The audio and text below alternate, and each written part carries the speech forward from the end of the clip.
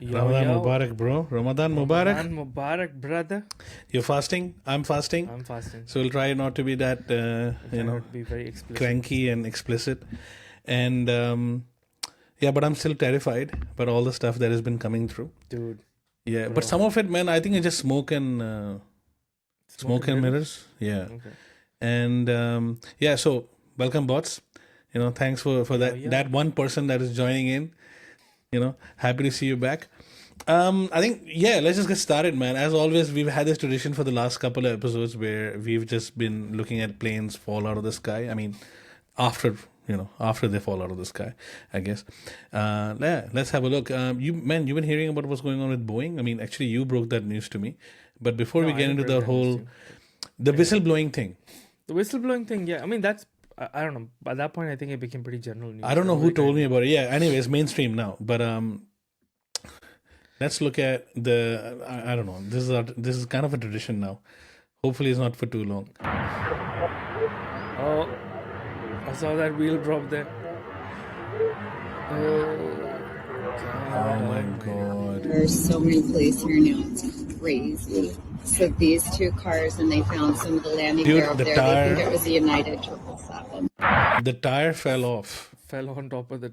It fell off and it bounced across a suburb to God knows where, crushing a few cars on the ground. Look at that. Okay. I mean, like, check out that comment. Is Boeing being sabotaged or something? Must have been traveling. Look at at this, an amazing man. speed. Dude, that tire is probably the size of this room, isn't it? It's pretty big. I mean, it would fit into this room. Pretty giant, yeah. Right? They're pretty big, these tires, They're right? giant tires, yeah, you're right. Yeah. And I don't know, man. It's like, yeah, I mean, what's been going on? So if you look at, before we get into the whole saga of what's been going on, check this out.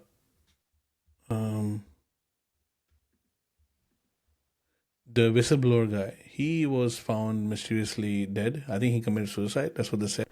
Let's have a look. That he did not commit suicide. There's no way.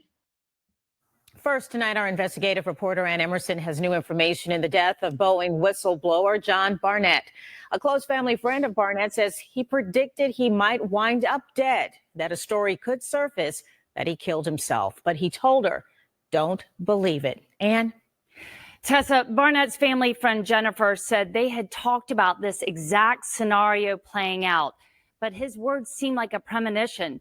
He told her, don't ever believe it.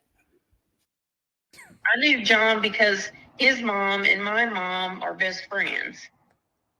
And so over the years, get-togethers, birthdays, celebrations, and, whatnot, we've all got together and talked and,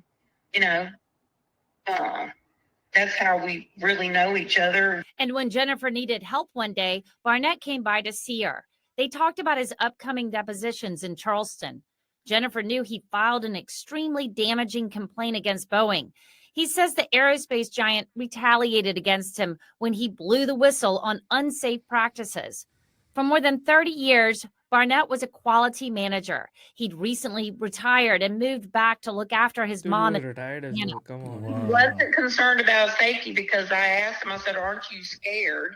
And he said, and his voice and the way he would talk, no, I ain't scared. Yeah, I mean, I think the footage is from the documentary. There's a Netflix documentary that's out, and the footage is from that one. So, I mean, yeah, he's retired, but apparently it had been going on for years, bro. That's what's going on. And yeah, but doesn't look like he had any tendencies to, commit suicide or anything like that. But, I mean, at the moment, a lot of Boeing's had like the door, the one where there's another incident where the door came off. Yeah, the door fell off. Like, I mean, I don't mean to laugh here, but it is funny though. A door coming off. It's just something in me. Who just enjoys, so I was the kind of kid who would just love to smash shit into each other. It's like, things catching fire or things blowing up. It was always a dream scenario for me to watch. I guess back in the day, they had a lot of television shows like The Fall Guy and everything on television that we used to watch. And in that one, there's stuff just blows up. I mean, that's what I think as boys you would play with all these toy soldiers and all that. And, Just imagine all that stuff, stuff brewing up. So when I see like, it's just something in us. Like I actually was coming my way back from, after dropping my son to school, I was on the way back and I saw this Range Rover, bro. It had smashed on an intersection on a small Hyundai, behind a small Hyundai. So the small Hyundai hatchback, a very small, like a size of a Swift, like a i30, like a Getz size, yeah. It got smashed from the back. The hatch was completely done in, obviously. And the Range Rover's corner, because I think it was turning in, all right, from a signal, and then it smashed into this car or whatever while they were merging into the same lane. The Range Rover on this side was completely done. But I was first of all, like there's something in you when you see an accident, everybody just slows down to look at what happened. And I can relate to that. I don't know whether people can relate to it or not. It's the same kind of feeling when you actually look at the doors coming off and tires falling off a plane or whatnot. Or like last time we were looking at, this plane that had caught fire, a small, I think Gulfstream or whatever, on an American highway. So yeah, I mean, you seen that movie, The Inside Man or The Insider? Inside Man, I think, the one where Al Pacino and Russell Crowe is in it. And Russell Crowe is basically a whistleblower about the tobacco companies. And Al Pacino is his lawyer. No, I don't think I have. Right? Yeah, or I think it's the other way around. I can't remember. But there's been a lot of cases where whistle has been blown on things and people have gone missing or died. So, well, mate, I hope it was not a suicide. But I don't understand, like, why, okay, if the guy is blowing a whistle on your company, you don't have to go ahead and kill the guy because then it becomes like the Streisand effect. Of course you gotta kill him, man. It's like it becomes like the Streisand effect. That's how it works, man. There's corporations, man. What are you talking about? Like, you're just clean and simple. Like my uncle used to say, right? Sometimes, we human beings, right? We try to overcomplicate shit. We try to give reason and meaning and complexity to things. Sometimes it is not that complex. It is just what it is, man. You just kill the guy. That's it. It's like the whole Jeffrey Epstein thing, right? Like now rumors are that Jeffrey Epstein was actually an Israeli or some other non-American agent. So the agency, the 3-letter agency, killed him. Got rid of him because he was someone who was from an overseas agency. God knows, man, what's going on. But definitely, it's like how they said that in the movie Ronin. Bro, see, when you and I are like crippled by age, right? When we are like about to die, okay, a book will come out that will actually open this whole thing. Yeah, like how now the whole JFK thing has happened. That's when we'll know what happened to Jeffrey Epstein in reality. Okay. Yeah, but the weird part is this, right? They always keep records. Why do they keep records of everything? Have you noticed that? Like in X-Files is the opposite. Every time they go anywhere, they don't, like, I had a mate, he used to keep telling me, like, why don't they have a fucking camera? Why don't they have a camcorder? When they go, every time they go and they shoot stuff, right? I was like, yeah, good question. They never had that. But the reality is the agencies, they keep documentation on everything. Like on the JFK files, all those files have been unarchived. I think it's a bad habit that's like, not helping them particularly. Yeah, but why there's a need for record keeping, man? No, I don't understand. Just have a. If you don't want people to find out, maybe you shouldn't keep records. But you can't. Okay, but you cannot share information without keeping records. You can't just share any information. You can't pass information from. See, okay, there has to be somebody who's like the lead on something, right? Lead on a case or lead on a particular given situation, and that those leads, they keep shifting or they keep changing. So you can't actually have knowledge transfer happening without records. So they have to keep records. Although now it's like all digital and stuff, so it's probably going to become a lot more difficult. Yeah, so I mean, I always wondered, it's another rabbit hole to go down into, but talking about stuff that is even more weirder actually, as to what the hell is going on. Like, it's like one of those what the fuck moments. You heard about the whole Princess Kate saga? Sorry, man. Yeah, you know about the whole the Princess Kate moment. Yeah, where she's man. Where she's like, oh, I've got cancer, I don't have cancer, and all that kind of stuff. No. There's a whole cancer debate going on as well. Like, rumors are. But news agencies have recalled a photo of Princess Catherine and her children, citing authenticity concerns. The picture was posted by Kensington Palace, which says it was taken by Prince William last week. It was the first image since Catherine's abdominal surgery in January, but Multiple news agencies have withdrawn the photo, asking those using the image to remove it. AP said it appeared the photo had been manipulated, pointing to an inconsistency in the alignment of Princess Charlotte's left. I love the language, consistency in the alignment. In the alignment of Princess Charlotte's left hand or something. That's a tongue twister in itself, you know. Yeah. Well, so far, Kensington Palace has declined to comment. Let's speak with royal commentator Juliet Reardon, editor-at-large of the Australian Women's Weekly. Juliet, morning to you. What do you make of this debacle? I think, we will make of this debacle, mate. Don't worry. So, if this is the photo here, all right, mate, it's a classic stable diffusion kind of a problem. So the hands are not. So it's basically the hands were not properly rendered. Yeah, the hand over here, the thumb is missing, and the fingers are a bit off. You know. Not that one, bro. This is the photo. No, not Princess Kate. It's the little girl. No. Is this one here? This photo here. This hand. Yeah, the princess's photograph itself was the problem. There you go. Look at that. There's something going on here. See that? Ah, okay. I see. So it's a Photoshop-ish, AI-ish thing going on here. The hair over here is not aligned properly, and misalignment, mate. You look at that. Oh, you know, look at that. So there's a couple of things that all these inconsistencies that they have found. Quite right. You know, for all the rubbish, you know, that it's like. I mean, I don't even think that this is newsworthy. The royal family, you know, it's not newsworthy. Yeah, right? Exactly. Yeah.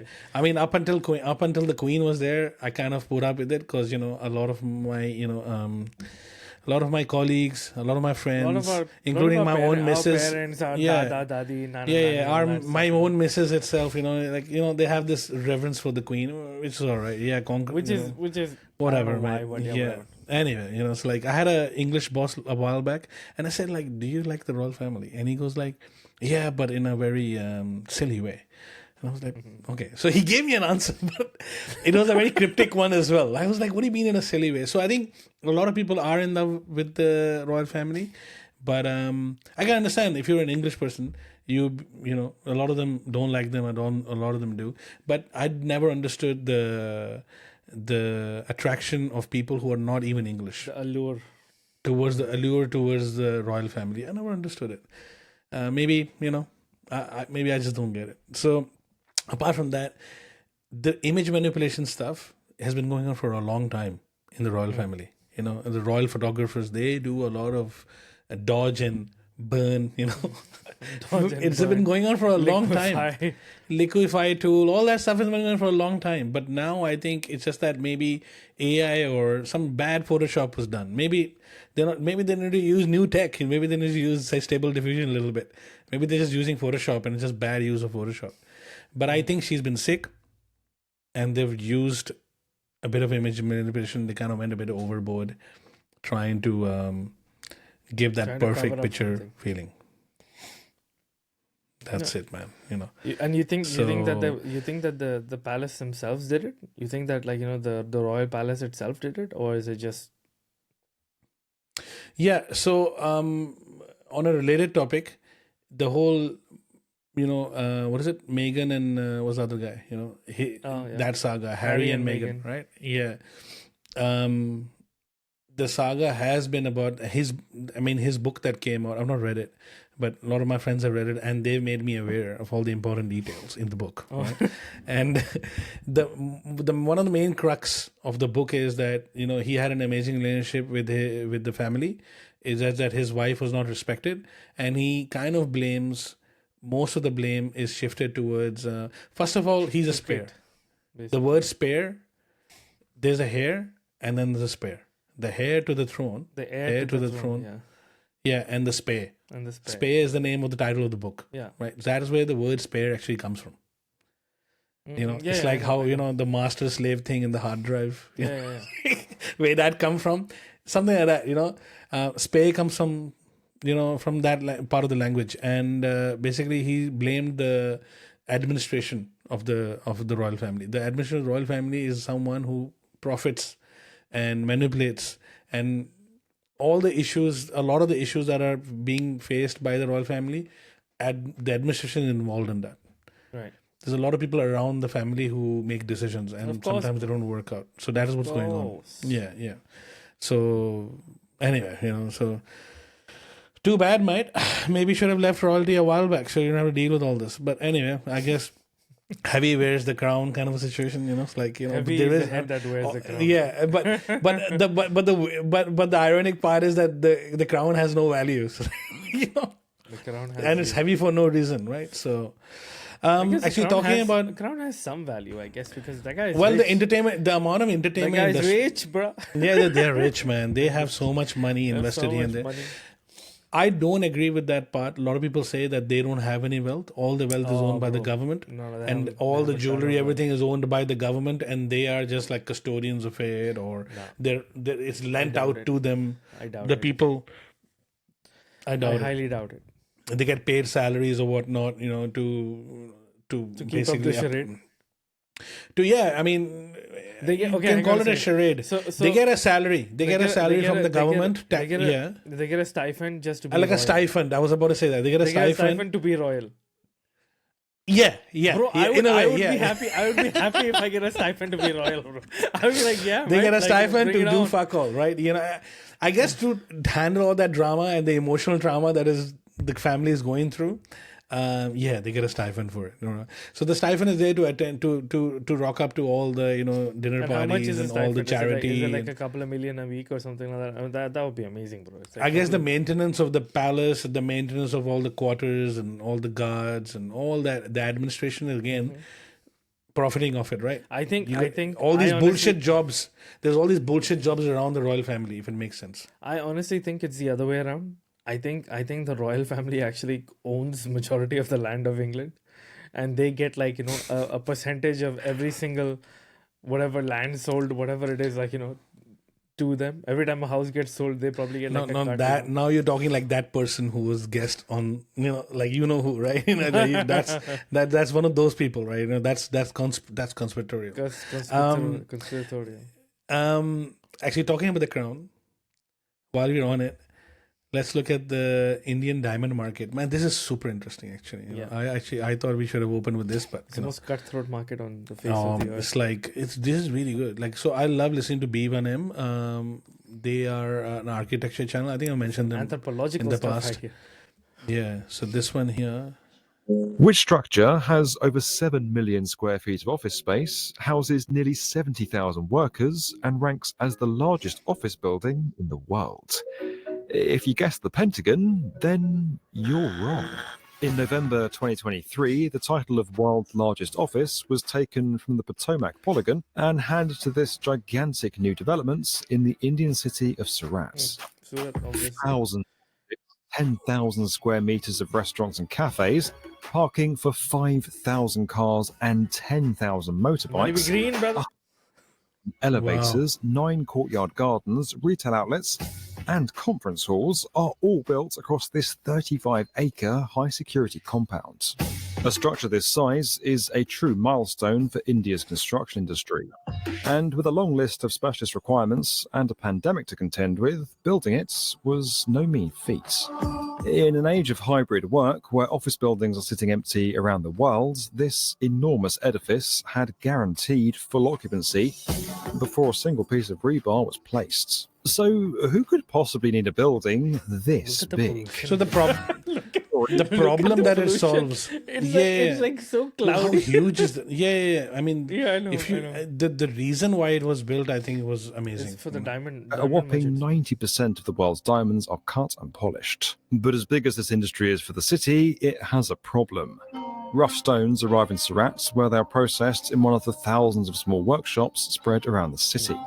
Most of the finished products are then collected by merchants who travel to Mumbai, over 200 kilometers away, where the diamonds are traded and sent around the world. It's not exactly efficient, and it would be much better for everyone if the whole business could take place in one city, or for that matter, in one building. That's why a group of nearly 5,000 of the city's diamond businesses got together to form the SDB, Surat Diamond Bourse, and this is what they commissioned. This enormous $388 million building was designed to house India's entire diamond industry under one roof. That's cutters and polishers from Surat and merchants and traders from Mumbai. 4,700 offices containing 67,000 people. Far out, man. But where do you even start when designing a building this big? Well, I think we'll put the links in the show notes and people can have a look. This is very interesting stuff. So I think I watched the whole thing. And what was actually really profound for me is the idea that the entire thing is private. Yeah, I mean, Modi is there and he, opened it or whatnot. But the idea is that there's a bunch of people. It's a completely private enterprise. It's a complete private enterprise. And they all got together and said, we got this problem. Let's come together and fix it. And they have executed so well on it. But I guess there's money to be made in that execution, right? But even with a lot of businesses and conglomerates, the only time right, we can get desis to get off their butts and do something of this magnitude is when there's a lot of money to be made. Yeah, exactly. Yeah, there's a lot of money in that. I was surprised that how, and within the other interesting thing was that it also takes on the culture. So the way the whole diamond trade thing works is once you polished everything in Surat and you go to Mumbai, right? The market that is over there, वहाँ ना people के बहुत दरख्त हैं. They have a lot of the people tree is the one that is mostly predominantly in the bazaar around every corner, and that gives you a bit of shade and everything from the sun. So a lot of the diamond traders, when they actually catch up with you, they're not sitting in the shop, they're sitting under the tree. And you sit under the tree, you drink a bit of chai, cutting chai, chai पीने का और उधर ही बैठ के you sit in there and you're doing your trade right there and you just verbal agreement and a good solid handshake. Yeah. So he'll have like a little notebook. He'll have like a little notebook. A little notebook and mobile, WhatsApp. A lot of the business probably takes over WhatsApp notes. I'm guessing, yeah. WhatsApp notes is like the voice notes. You'd be surprised as to how much voice notes are used. I went to Pakistan and my cousin was telling me that nobody types. Everybody just use voice notes. There's a guy on the bicycle or on the motorbike and he'll be like listening to the note and then replying back to it while driving. Like we don't do that here in the Western world. It's a complete behavioral change. Yeah, compared to how we use tech, right? Yeah. Amazing, man. Amazing. So yeah, I mean, diamonds, man. But you think about it, right? How much value, again, it's another rabbit hole and I think we do know about it as in terms of diamonds are not forever. And how the market is controlled and the prices are it's a fake commodity. It's a fake commodity. It's not really it's not a real commodity. The price controlled, right? It's price controlled. It's actually not that rare. Diamonds are not rare, as we were led to believe in high school. They're not even remotely rare. But I think it's an amazing marketing campaign as well. So if you look at De Beers, what they did with the diamond industry, the diamond product itself, and Red Bull was another one. I was explaining yesterday to my cousin that how Red Bull, the guy is dead now, the original marketeer, owner of Red Bull. He traveled to Thailand, he had a drink and he said, oh my, this tastes amazing. What is this product? And that company signed away international rights to that person thinking, how much more can, they can't make that much. So fuck it. Again, sorry for my language. But yeah. And they signed it away, and now it's turned into $1 billion industry, right? Yeah. With energy drinks and all that. I mean, Monster has come along as well. I've not had much Monster, just once maybe, but I think it's very famous in the States. Red Bull is the first to market, so obviously they're gonna have the first to market advantage, So. All right, so I think we have a couple of let's go into AI related stuff that I want to talk about. Yeah. So we've got a couple of AI things on the board. Yanis, I don't want to butcher his name. So the former finance minister of Greece. He is an excellent speaker and excellent writer. He's right now touring. I think he's finished his tour in Australia, and he's come and he spoke at the National Press Club, where most speakers talk. He's had a couple of interviews in Australia. He appeared on Q&A at ABC, and he had an interview at a podcast that I listened to. let's just have a listen to this one. And I think it's a very excellent prediction, that I think he has. I kind of have that belief as well. And this is a clip from the ABC's Q&A. Which is 16, 17, I could see that subconsciously, her friends, were very worried about what they were uploading on TikTok, on Snapchat and all that, because they knew, deep down, subconsciously, that one day when they go for a job interview, some bot or maybe a person is going to interview them after having checked all their online history. So, separation, like we used to have between work and play, between messing around and doing things that will come to haunt you during job interviews. That, for me, is just a machine creating angst amongst the young regarding their future. And that is something that we should tackle. Surveilling them, basically, throughout their entire lives. And also putting them in a situation of self-censorship at the age of 16 without even realizing. Bro, welcome to Dubai, Allah bro. Akbar. Yeah. Welcome to Dubai, bro. I don't know why I said Allah Akbar, but it is like, I love reading other people's point of view and their philosophical point of view. The entire thing. He just summarized the terrifying notion of like what technology is doing to the young people. I really felt it, like what he meant. I completely agreed with him. Yeah. But bro, he has basically, in that little short section, he described what 90s Dubai was like for you and me. Correct. We couldn't say anything bad about anybody. You still can't. If you live in a monarchy, you're supposed to respect the monarchy. But that's the thing. It's like you couldn't say anything bad about the ruling class. You couldn't actually get into confrontations with them. You could you just stay out of their way. Basically, your entire life you're taught to stay out of their way. And but here it's not even the ruling class. This is like the working class. Like if you think about the working class is going to the office. Yeah, but it's the ruling entity, I guess. The people who are going to hire you, they're considered. I mean, I would consider them to be the ruling entity. But this is something. Look, it's kind of like we're now coming full circle, right? Like our parents told us, and when we first got access to Facebook and Twitter and LinkedIn and all these like big social media platforms, we instinctively knew, okay, you're not supposed to say controversial things on there. Like, do not say stuff that you will regret later, or anything of that nature.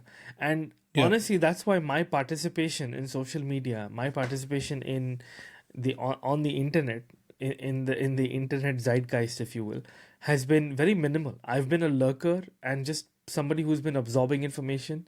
And if there's a question that I have, I will first search if somebody else has asked that question or not, just so that I'm not the first one to actually ask that question. I know it's not the best approach to actually being a participant in any endeavor, but yeah, I've been that thing has followed me all my life. Where I've been terrified to actually engage with others. It's getting better now, but it's still.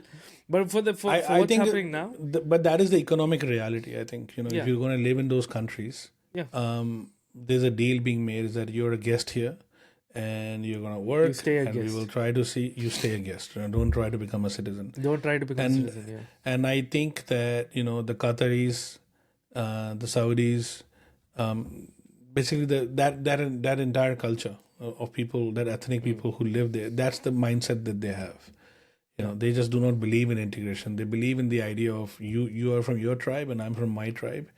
Okay, and we respect you. You respect our way of life, and that's it. Do not. Despite the fact that a great person came once a long time ago and told them, "Might just get rid of all the tribes. Like there is no such thing as tribes." Correct. So I think that culture, I think, has a far-reaching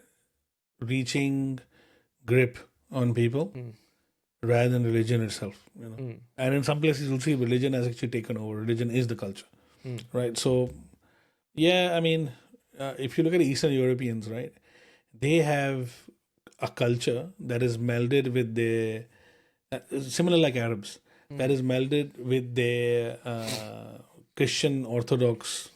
Religion. Christian Orthodox religion, which is predates Christianity, if you think about it, And same thing, I think it's in the subcontinent, in the diaspora as well. You will see that it's the whole Muslim era. The Hindu, Jain, all those religions had a profound impact culturally on the Muslim population. I mean, continues to do so even now. So they've become Muslims, but they're still, as part of their culture and part of their belief system and part of their taboos and all those things, they still kind of are in touch with that. Now, the only thing is that technology is coming into that and is creating a huge impact in the way we communicate with each other and behave with each other and treat each other. Yeah. Right? Yeah. First, we used to form those physical cliques. Now we're forming digital cliques. Right? We're only going into those digital areas where we feel comfortable. But at the same time, what this guy is saying is, okay, teens are self-censoring themselves. Now he feels that it's a bad thing, but I personally think that that's actually a good thing. 48 laws of power. 48 laws of power. No, he thinks that it's a bad thing because when he grew up, he as a teenager didn't have to censor himself, and he could do all kinds of stupid things that he wanted. Well, when we grew up as teenagers, we had to self-censor ourselves. We had to actually do a lot of self-censoring, simply because we didn't want to be on the wrong end of a person's anger, okay, or a government's anger, basically. So it's a good thing. It's a good thing that teens are self-censoring. I personally feel. I think it's a great thing that teens are self-censoring. It teaches them to be a little bit more cognizant earlier in their life rather than later. And I don't know. I don't know. What do you think about it? Because I feel like this is a good thing. I feel like this is actually a great thing that teens are able to censor themselves so early on in life. Yeah. So I personally have been a kind of person who has problem censoring oneself. So I'm pretty much like an open book, and friends Only and slightly the true. missus have all recommended to me that I should kind of be reserved about, and don't have to let everybody know everything. So I'm not a very private person, if that makes sense. I just lay it all on the table all the time. And I think, self-restraint is important. But I think my understanding is that what he's saying is about self-censorship is something dangerous, because that is what has happened at Google with Gemini. Right? People started blaming them that they were biased, and they, basically the whole crux was a very simple explanation from people who are not really thinking at a second or a third level deeper, is that, it's just bias. No, mate, you're trying to tell me the 0.1, the 1% of the world, out of that 1%, the 0.1% who work at Google are so stupid that they're Super biased, smart and people, they're super smart people, man. It's an insult to their intelligence. They're probably feeling insulted if you're telling them that, hey, they're biased. No, they're not biased. They're following orders.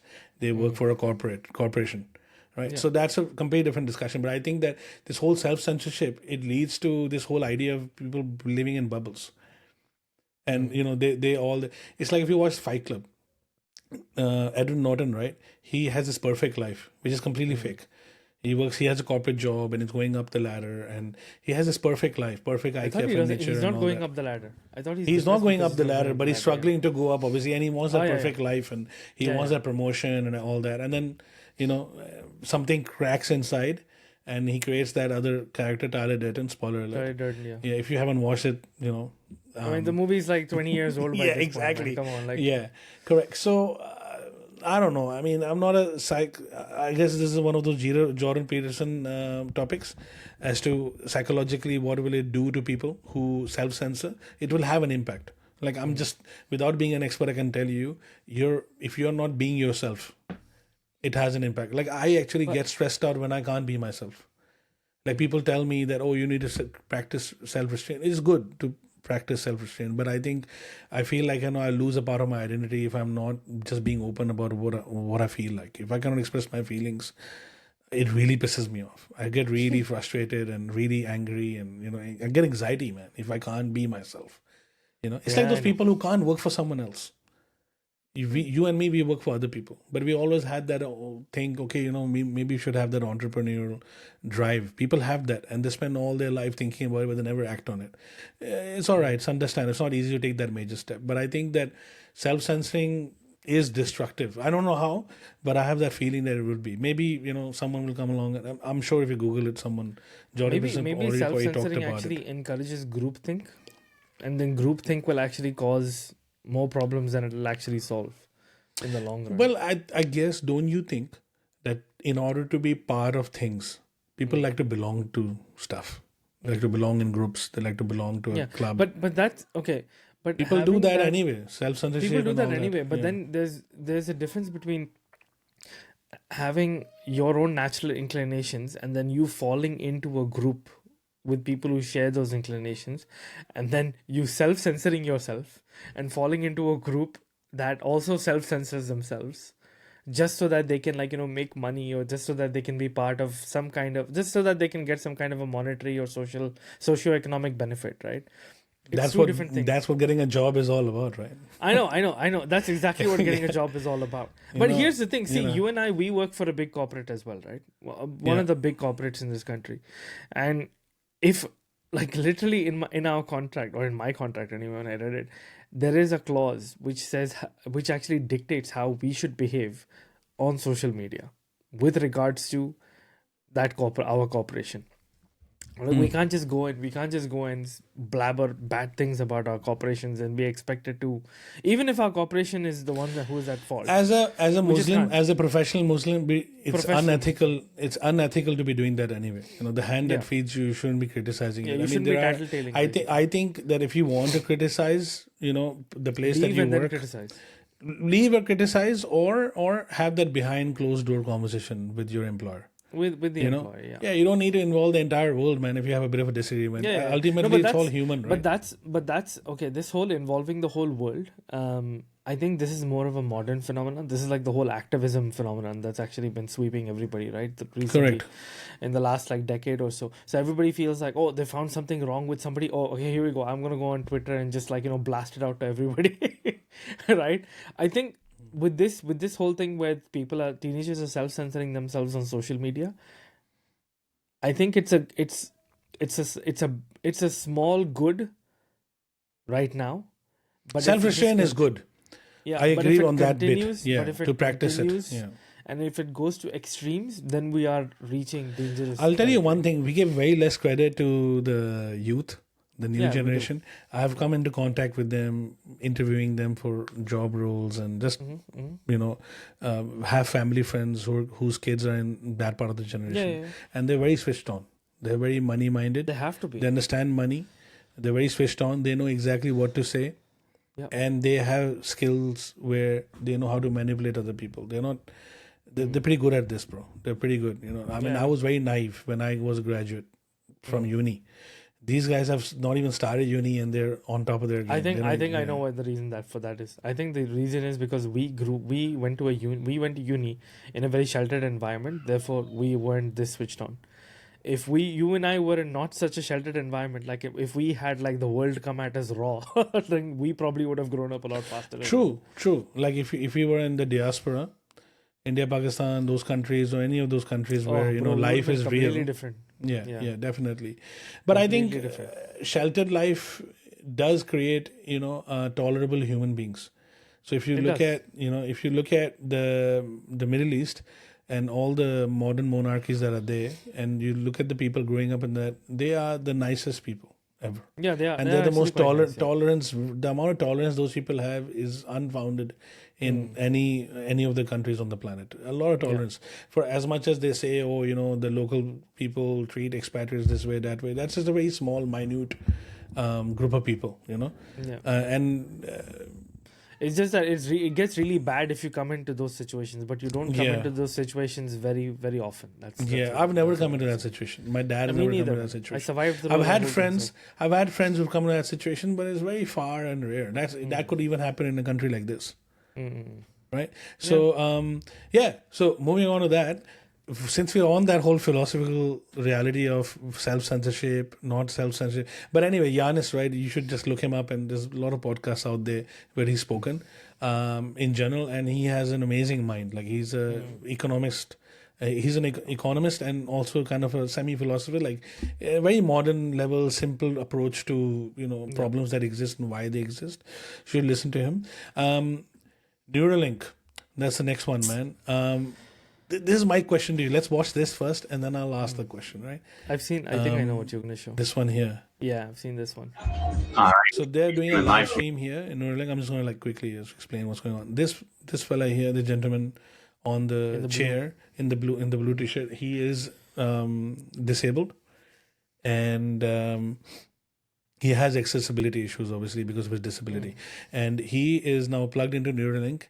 And what they're going to demo is how he's using his brain to just play chess. Years ago, in kind of a freak diving accident, and dislocated my C4, C5. So I'm a elite quadriplegic. So I'm paralyzed from below the shoulders. I have no sensation or movement below my level of injury, so below my shoulders. Yeah, that about covers it, right? Do you want to do some of your dogs here? Let me flip Yeah, the cameras to you absolutely. guys. I think the music running in the background is a Jamiroquai music, Virtual Insanity, amazing song.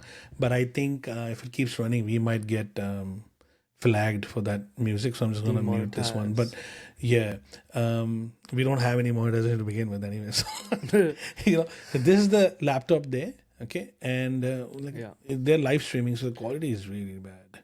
Let me see if I can get to 720p. And on that laptop, they're connected in, okay? And he's making chess moves. And you see that mouse pointer, the circle? Yeah. It's happening with his own brain. Like he's not, there's no eye tracking or nothing happening. Correct. And he's completely, paraplegic. And quadriplegic, is it? Okay. And, he goes through his experience as to, how does he feel about using it and everything? Was there any pain and all that? And basically, my question to you is now, once you're plugged in, okay, is this something that is going to stop you from being able to self-censor? Probably. Probably. Yeah. Like, you never know. Yeah. You don't know. Okay. Yeah. What is brain? Okay, how if you look at this, if you look at that entire, if you actually go and look at the science of what is actually happening, right? They have this thing. There's this it's like almost like the size of like a coin, like about this big, where I think when they did the Neuralink operation, correct me if I'm wrong, it was like a robot that drilled into the brain, that drilled into the head, and then it stitched quite thick, like neurons. Yeah. It stitched neurons into like this little sheet that actually interfaces with the brain and interprets electrical signals. Right? That's what happened.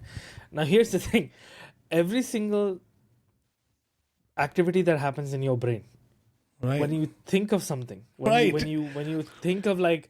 Exactly. Let's say when okay, I'll give you a simple example. You are a normal person, or you are like somebody who is above average when it comes to your social standing, and all of a sudden you see a beggar begging you for money, right?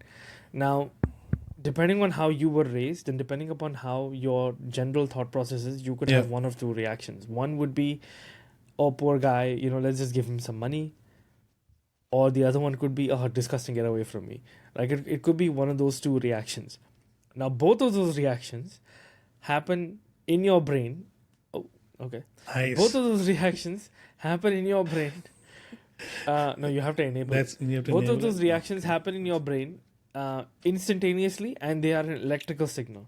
Now, if this thing is plugged into your mind, that electrical signal can easily be that electrical signal can easily just get picked up, right?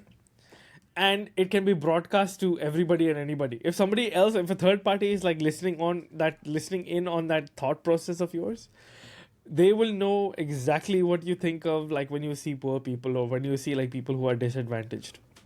they will Well, I'm sure they instantly can the kind have of person programming you are. built in to block those emotions from happening. You know, that I'm coming to that later. So then you can actually buy these packages, right? That actually alters, that scrambles like, your brain waves, right? So that something like this just can't read it. But then that's the thing. We're getting into like Cyberpunk 2077 territory now. This is you going It's into like- a dystopian rabbit hole. It's like the whole, like I said, right?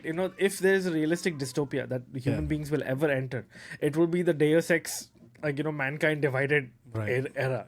That is the world that we're. So why are you talking about that? I knew you would go down this, right? So that's why I had prepared the next clip here. Okay. All right. Let's so have a look. if you look at the next one, this is something profound as well. Like what on the Lex Friedman one. No, doesn't need introductions. Those LLMs are trained on enormous amounts of text. Basically, the entirety of all publicly available text on the internet, right? That's typically on the order of 10 to the 13 tokens. Each token is typically 2 bytes. So that's 2 10 to the 13 bytes as training data. It would take you or me 170,000 years to just read through this at 8 hours a day. So it seems like an enormous amount of knowledge, right, that those systems can accumulate. But then you realize it's really not that much data. If you talk to developmental psychologists, and they tell you a 4-year-old has been awake for 16,000 hours in his or her life. And the amount of information that has reached the visual cortex of that child in 4 years is about 10 to the 15 bytes.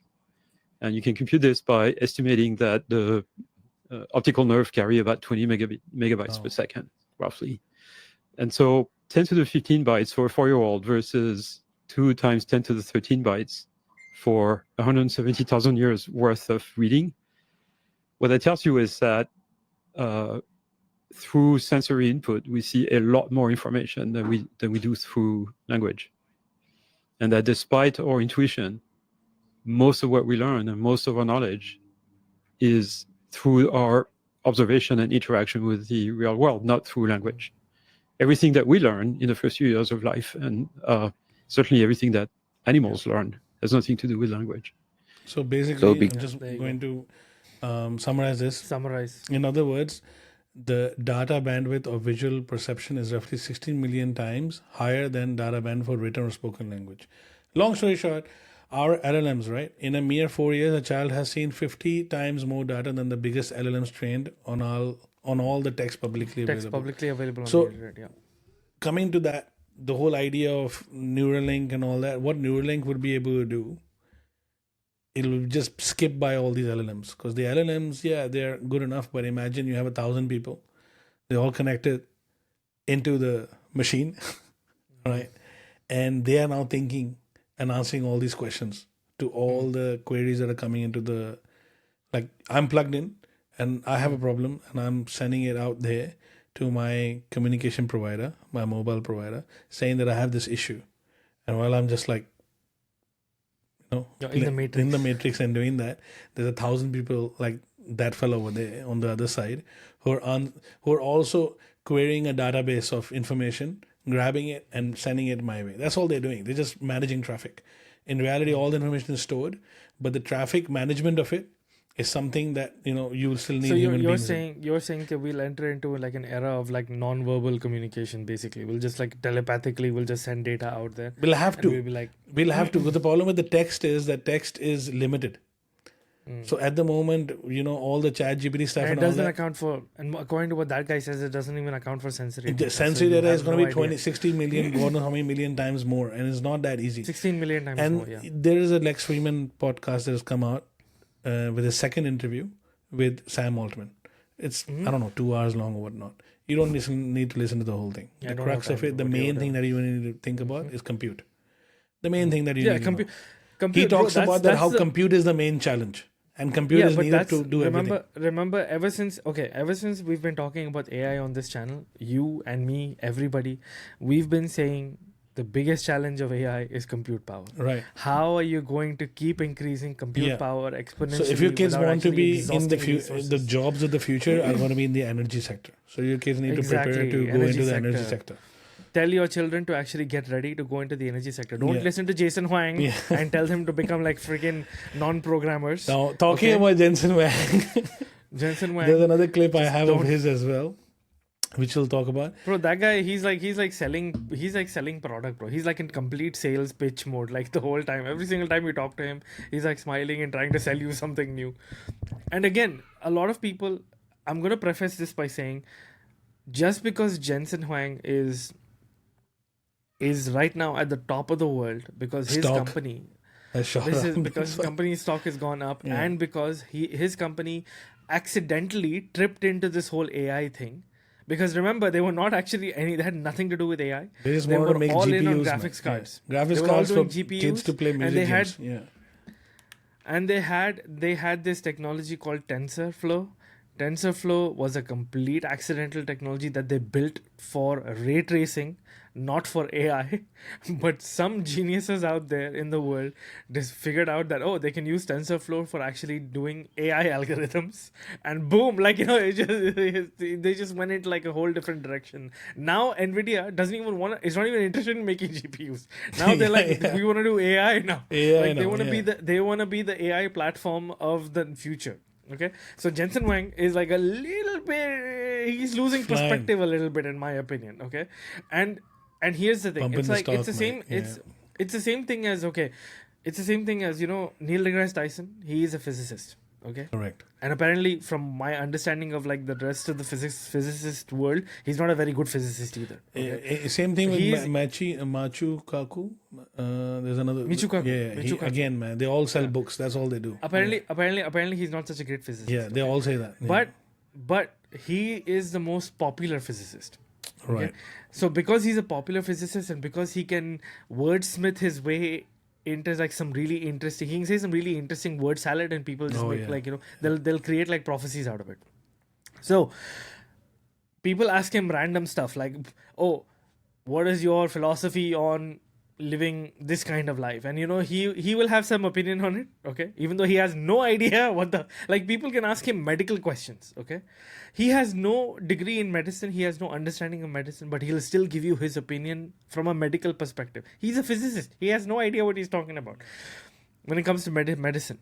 Same thing with Jensen Huang. Jensen Huang is a CEO of Nvidia, of a multinational technological company that serendipitously got into AI because of a confluence of issues, a confluence of things that came and they just went in that direction. It was complete luck, 100% complete luck that they have now capitalized on. Do not listen to Jensen Huang on the future of what human beings are. In fact, don't even listen to us. We don't know anything either. Okay? Yeah, don't listen to us either, man. Especially don't listen to Jensen Huang. Yeah. Don't listen to this guy. Don't listen to the only anybody difference who between us and him is that his stock price is really high and we have no stock. And we have no stock price. Okay, we have no stock price. Yeah. We have no stock price. The only stock we have is all this crap. No, the weird part is this, right? Like how if it can't get more evident that how important is money in people's life and how people worship, money, right? Is Jensen is that guy? Nobody listened to him. People will worship. You look at the amount of interviews he's done post the AI thing, then his stock went up, and look at before. Yeah. Nobody cared, man. On YouTube, nobody cared. People will worship two things. People will always worship two things, but one of those things is above the other. They will worship knowledge and they will worship money, but money is always above knowledge. Especially now, money is definitely up. Money is 100% above knowledge, regardless of which era you live in. Why do you think people keep calling Jeff Bezos into their meeting, into their podcast, and keep asking him all these big questions about life? Why? Jeff Bezos is not a philosopher. He's not a physician. He's a CEO. He is a investment banker and a CEO. Was he an investment banker? Was he? He was an executive. I think he was like in Wall Street. He was an executive.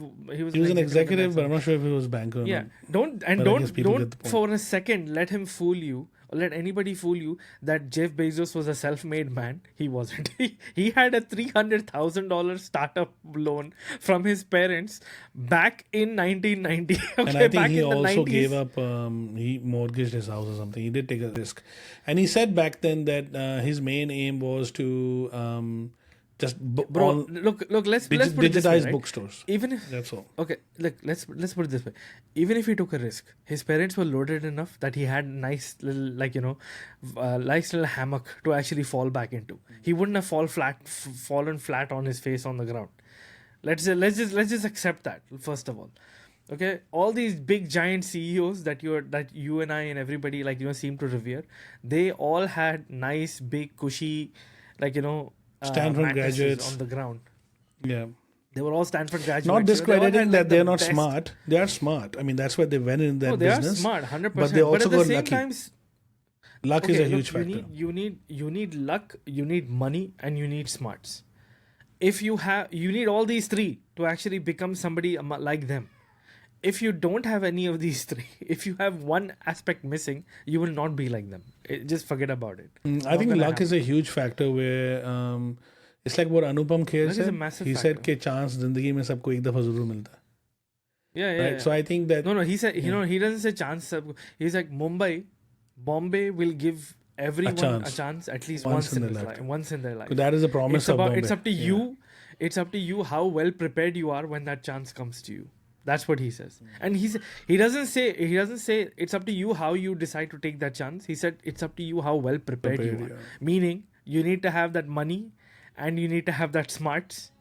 The chance will come to you, but if you don't have either of those two things, when the chance comes to you, I think that's what people don't realize is that, I mean, sorry for a bit of a tangent, but if you look at Shah Rukh Khan, right, he's a great businessman as well. He's not just someone who, is a very good actor, but he's someone who is a great businessman, and that's kept him afloat.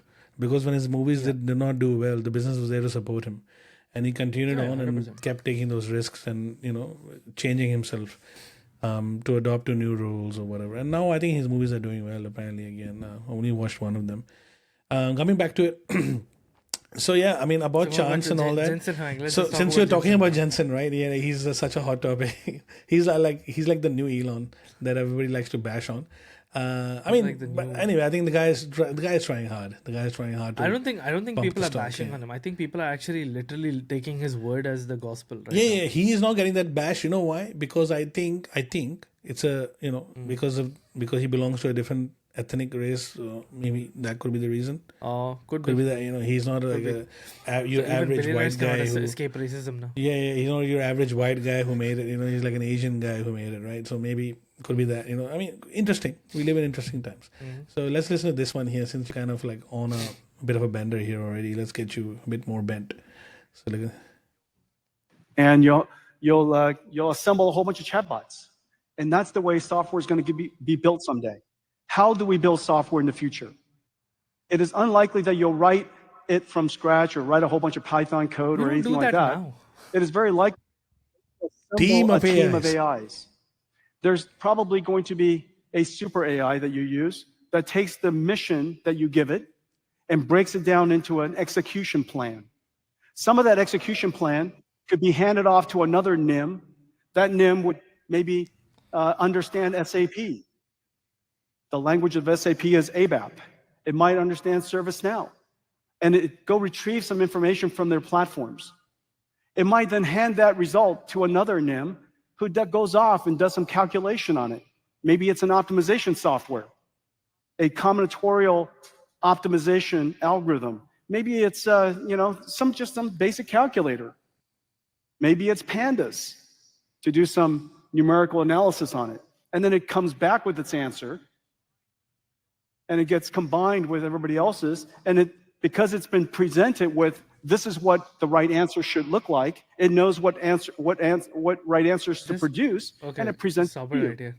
There's maybe that, maybe. No, there were so many maybes in there that he himself he's authorized to say maybe, right? He's got the platform now. He can say maybe this and maybe that. He can say whatever he can say wants, anything he right? wants, man. Yeah. But bro, there's this thing that we have. I think it's called Dave AI or something. It's like a full blown software developer AI. It has its own it has its own code editor, it has its own interpreter, compiler, everything. Like you basically tell it to go and do something, it'll actually go search Google for the code, write the code, run the code, check for errors, and then fix the errors itself and present to you there was the I think finished there was code. Okay, Repellent. there's a thing There was there now. Repellent. I think there's another yeah. No, Repellent is all this stuff is Yeah. old now. Dave AI is the brand new AI now. That thing actually will do everything unassisted. You don't. You just have to tell it what to do, and it'll just do everything. I mean, look at The this problem one is- here. Look, some things traditionally will still stay, but what will look? I'll tell you a good use case. This is the use case. So have you heard of what a click farm is? Oh yeah, this one. The data. These are farms. click Yeah, farms, yeah, right? No, the click farms. It's manual labor. That's the first This generation. is 100%. That's first generation. This here is the second generation of click farms. Second You've got a generation. computer. That's right. Okay. And then we head down to the third generation, which is even more, right? It's compounding. Yeah, okay. yeah. Then they've got now systems built. Look at that. Yeah. They've got systems yeah, yeah. built. 不要就手机主板摘下， Phone out and 接上 put it into a server it's a farm. whole, Yeah, bro. it's This a is whole thing, right? I saw this Yeah, ages and ago. now I they're saw selling this, them in the stuff US as well. A year ago. I mean, dude, it's like, look at that. Look at that. This is all for what? What do you think this is for? This is just for engagement. We should have hired these guys to get our views up, but Engagement. we didn't, I mean. We yeah, didn't. so I We mean, look at can't- that. we can't look at afford that, them anyway. So if you want to start a YouTube channel, these are the people you guys go to. It's just emulating all those different screens. So what I'm Now saying you is just that sit on one at desktop least and that click, use click, case click, will be click, there. click. Simplistic use cases like these ones, scams. Okay, scams and these kind of use cases are definitely something. Definitely 100%. something that 100%. that AI is going to be used for, right? Yeah. So 100%. Why not? but then you wonder, right? Why in America is only where these products and everything launches? The reason I'm asking this question, right? You think about this, okay? Have you know what this is? This is the Huawei R&D department. And it's not in Germany. In America?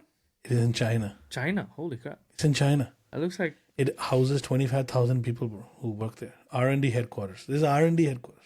All right? Nice. Look at this. Look at this, man. Like a palace. It's like a Disney palace. Yeah. But why is it like this? Why does it make it look like that?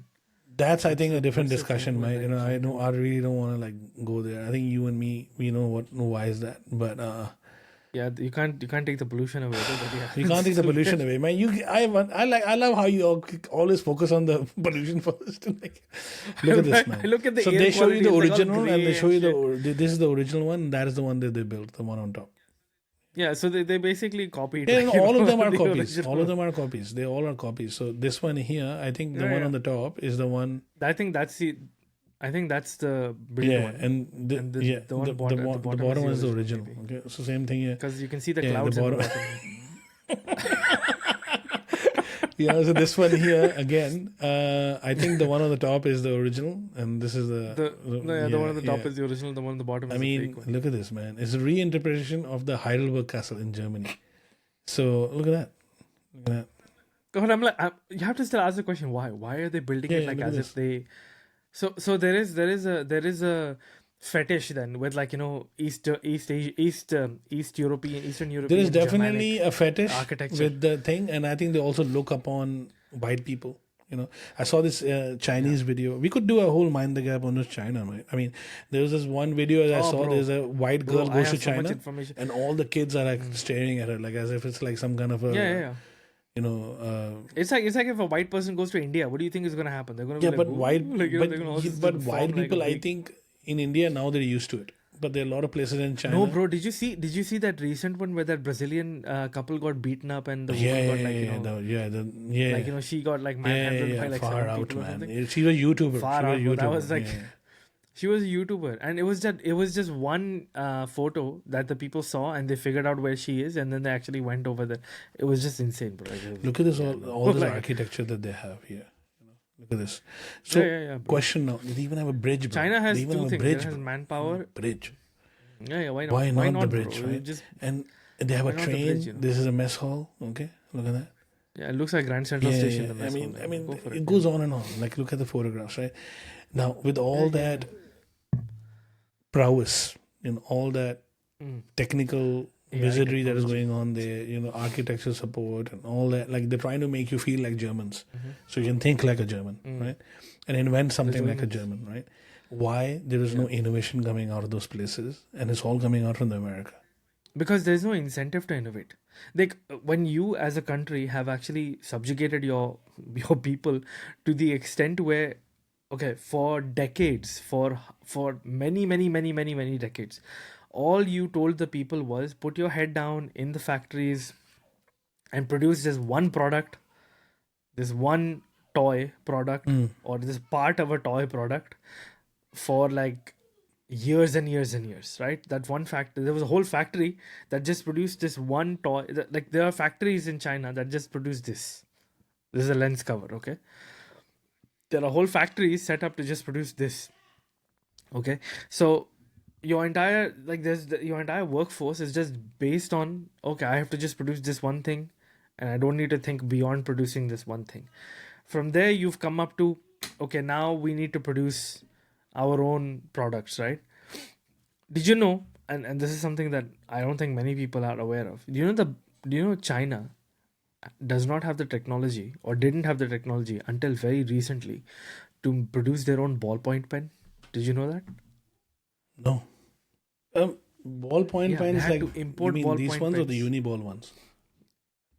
Doesn't matter. Doesn't matter. It Okay. doesn't matter. Any ballpoint pen. The Because most I think basic uniball ballpoint ones are pen you can amazing, think man. of. They're made in Japan, isn't it? These ones, they are The amazing. ballpoint ones, the most basic ballpoint Yeah. pen. You know the technology for the most basic ballpoint pen. The patent or whatever it is belongs to some German company. Okay. Now, China didn't want to pay the German company for their patent, so they just couldn't duplicate. They couldn't just they got all these ballpoint pens and they broke them open and they tried to figure out how to actually make them. They just couldn't. The Chinese developed their own ballpoint pen in 2017. Is it very hard? I know pencils are really hard. Pencils are a great example of like capitalism. Pencils are actually Yeah. quite hard, but ballpoint pen, which is such a simple technology, it's actually quite hard. It's not as simple as it seems. And if you really want to innovate, you want to make your own technology, you want to make your own ballpoint pen, it's not that easy. Is it The patented? machining, The ballpoint pen. Apparently, yeah. Apparently, I So think like it is this is the patented. big one. Is the big ballpoint pen patented? I don't know which company. I don't know which company has a patent, but I only know it's a German company somewhere, because that's where the ballpoint pen I think was first invented or something. I'm not really sure. French, Maybe I could be something wrong like on that that, yeah. front as well. But I know But for the a fact that best China pens are still Japanese, man. Fountain pens.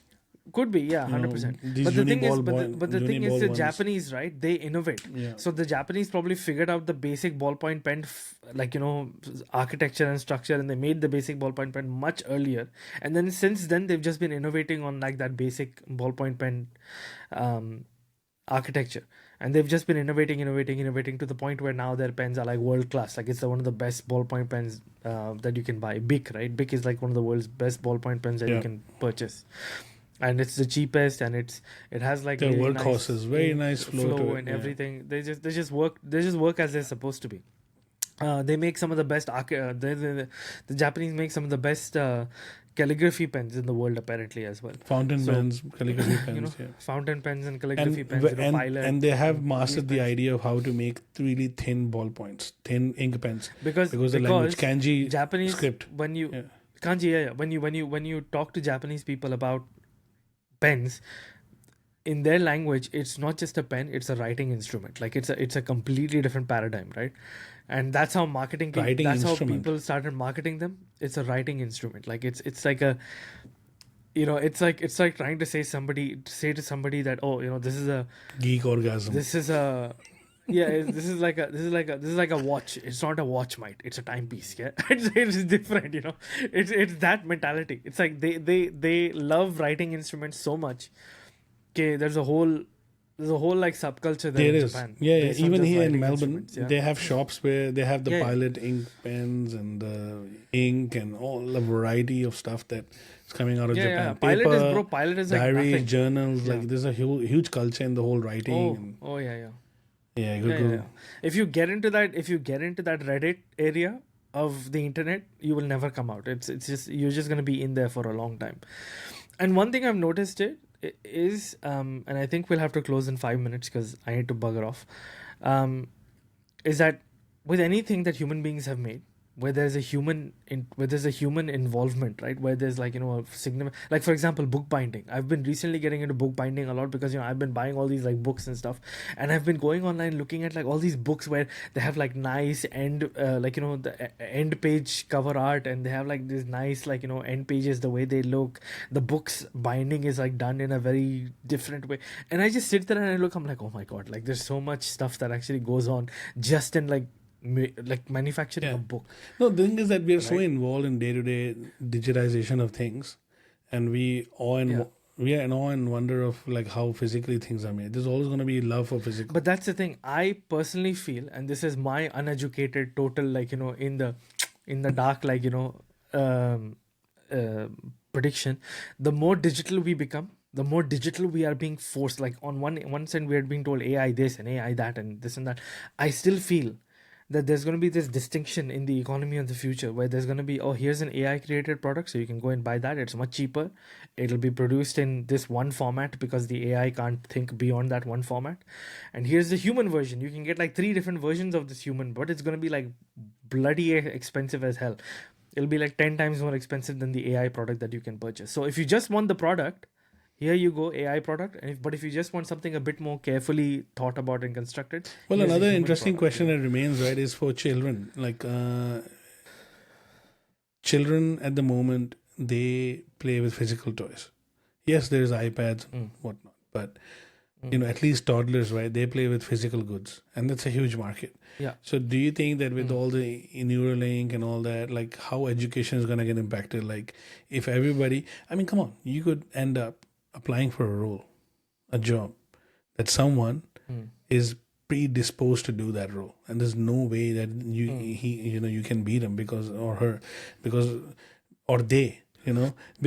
Neuralink chipped and they're ready to go. They've got all the boxes ticked, right? Yeah. Apart from all the DI stuff or whatnot, they've got all that extra boxes ticked that yeah. Let me put it to you this way, okay? You and I don't have to think about it because I don't think it's gonna happen in our timeline. In our timeline, by the time we get to that, our children will be the one who'll have to make that decision: do I get chipped or do I not get chipped? To be chipped or not to be? That is the question. To be chipped or not to be? So on that note, I think we'll call this one off. All right.